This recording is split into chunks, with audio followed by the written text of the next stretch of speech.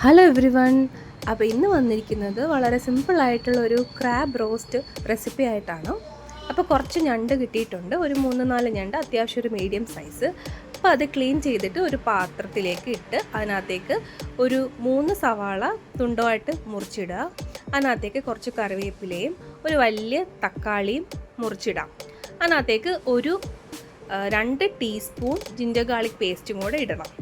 എന്നിട്ട് അതിനകത്തേക്ക് ഒരു 3 അല്ലെങ്കിൽ 2 ടേബിൾ സ്പൂൺ നിങ്ങളുടെ എരിക്ക് അനുസരിച്ചുള്ള മുളക് പൊടി, അതുപോലെ 2 അല്ലെങ്കിൽ 3 ടേബിൾ സ്പൂൺ മല്ലിപ്പൊടി, പിന്നെ കുറച്ച് ഒരു ടീസ്പൂൺ ഗരം മസാല, 2 ടീസ്പൂൺ കുരുമുളക് പൊടി, ഉപ്പും ഇട്ട് നല്ലപോലെ മിക്സ് ചെയ്യണം. നല്ലപോലെ കൈ കൊണ്ട് മിക്സ് ചെയ്യണം.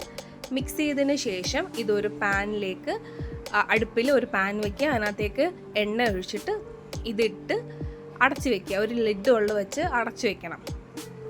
കുറേ നേരം അങ്ങനെ അടച്ചു വെച്ച് കഴിഞ്ഞ് ഇടയ്ക്കിടയ്ക്ക് ഇളക്കി കൊടുത്താൽ മതി. ഇങ്ങനെ ഇടയ്ക്ക് തുറന്ന് നോക്കുമ്പോഴത്തേക്ക് വെള്ളം വരുന്നുണ്ടാവും, അല്ലെങ്കിൽ എണ്ണ തെളിഞ്ഞിട്ടുണ്ടാവും. അപ്പോൾ ഒരു ആവശ്യത്തിന് ഞണ്ട് വേവാനുള്ള ഒരു ഗ്ലാസ് വെള്ളം, അല്ലെങ്കിൽ ഇപ്പോൾ നമ്മൾ മിക്സ് ചെയ്ത പാത്രം തന്നെ അതിനകത്ത് തന്നെ കുറച്ച് വെള്ളം ഒഴിച്ച് ഒഴിച്ചാലും മതി. അതൊഴിച്ച് അടച്ച് വീണ്ടും വയ്ക്കുക. ഇടയ്ക്കിങ്ങനെ ഇപ്പോൾ ഇതിൽ കാണിക്കുന്ന പോലെ ഇടയ്ക്ക് ഇളക്കി കൊടുത്താൽ മതി. ആവശ്യത്തിന് ഉപ്പും കറിവേപ്പിലയൊക്കെ ഇട്ട് കൊടുക്കുക. വേറെ ഒരു പ്രോസസ്സും ഇല്ല. ഇത് ഇടയ്ക്കിങ്ങനെ ഇളക്കി കൊടുത്താൽ മാത്രം മതി. എന്നിട്ട് മൂടി വെച്ച് വേവിക്കുക.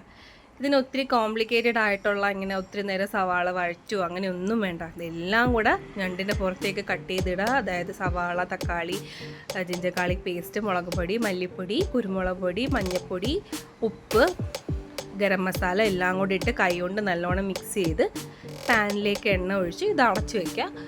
നന്നായിട്ടൊന്ന് ഇളക്കി വെള്ളമൊക്കെ ജസ്റ്റ് ഒന്ന് എണ്ണയൊക്കെ തെളിയുമ്പോഴത്തേക്ക് കുറച്ച് വെള്ളം ഒഴിച്ച് വേവിക്കുക. ഇതാണ് ഇതിൻ്റെ ഫുൾ പ്രോസസ്സ് എന്ന് പറയുന്നത്.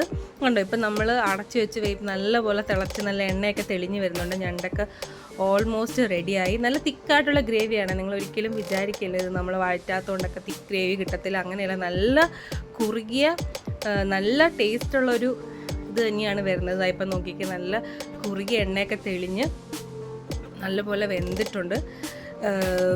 ഇത് നല്ലൊരു റെസിപ്പിയാണ്. വളരെ സിമ്പിളാണ്. നമ്മൾ ഒത്തിരി നേരം ഇതിന് വേണ്ടി മെനക്കിടുകയൊന്നും വേണ്ട. എല്ലാം ആവശ്യമുള്ള എല്ലാം കൂടെ അരിഞ്ഞ് നല്ലപോലെ മിക്സ് ചെയ്ത് പാനിൽ വെക്കുക. കണ്ടോ, ഇപ്പോൾ എല്ലാം ഡ്രൈ ആയി. ലാസ്റ്റ് ഇപ്പോൾ നല്ല തിക്കായിട്ടുള്ളൊരു ഗ്രേവി ആയി. ഇത് നമുക്ക് ചോറിൻ്റെ കൂടെ കഴിക്കാം. ഇതിപ്പോൾ ഞാനിവിടെ ചോറ്, പപ്പടം, പരിപ്പ്, ഞണ്ട് റോസ്റ്റ് അങ്ങനെ ഒരു കോമ്പിനേഷനിലാണ് ട്രൈ ചെയ്യുന്നത്. കണ്ടോ, നല്ല തിക്കായിട്ടുള്ള ഗ്രേവി ആയിട്ടുണ്ട്.